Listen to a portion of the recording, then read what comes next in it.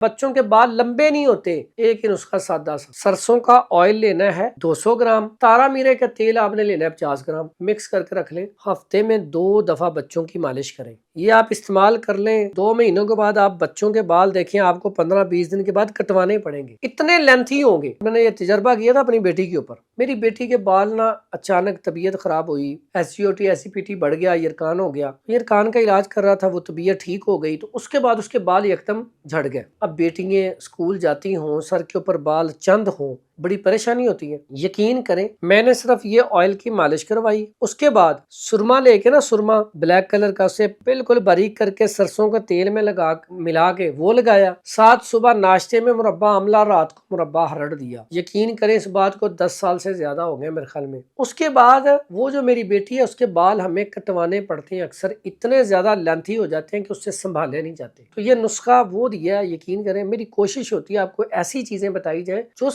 سال سے میں مریضوں کے اوپر ایکسپیریمنٹ کر چکا ہوں۔ اس کے بعد ایک نسخہ آپ کو میں اور لکھوا دیتا ہوں۔ بعض ہمارے جو بھائی ہوتے ہیں نا، بہنیں ہوتی ہیں، وہ اتنا سارا کہتے ہیں ہمیں کام نہیں کر سکتے، ہمیں کوئی ایسا نسخہ بتا دیں جو سادہ سا ہو، جلدی سے بن جائے۔ آملے کا تیل لے لیں 50 گرام، ریٹھے کا تیل لے لیں 50 گرام، سیکا کائی کا تیل لے لیں 50 گرام، زیتون کا تیل لے لیں 50 گرام، اس کے بعد سرسوں کا تیل 50 گرام۔ اب یہ سارے تیل لے کے آپ اس کو مکس کر لیں۔ اب مکس کرنے کے بعد ان آئل کو اگر آپ اپنے بالوں میں لگاتے ہیں تو انشاءاللہ اللہ کے حکم سے، اگر آپ کے آئل خالص ہیں، آپ اس میں نا آپ کے بالوں میں نا خشکی، سکری، 2 منہ میں بال، بالوں کی جڑیں مضبوط، بہترین قسم کا یہ آئل آپ کا بن جائے گا۔ اس میں اگر آپ دھنی کا آئل بھی شامل کر لیں تو اور اچھا رزلٹ آ جائے گا۔ تو یہ آئل آپ بنا کے رکھ لیں، جو اتنی محنت نہیں کر سکتے وہ یہ بھی کر سکتے ہیں، اس سے بھی بڑا اچھا رزلٹ آ جاتا ہے، اور بہت زبردست قسم کے اچھے نسخے آپ کو بتائیں گے۔ اور ہمارا جو یہ پوری ویڈیو ہے اسے دیکھنے کے لیے ہمارا YouTube چینل ضرور سبسکرائب کریں اور گھنٹی والے بٹن کو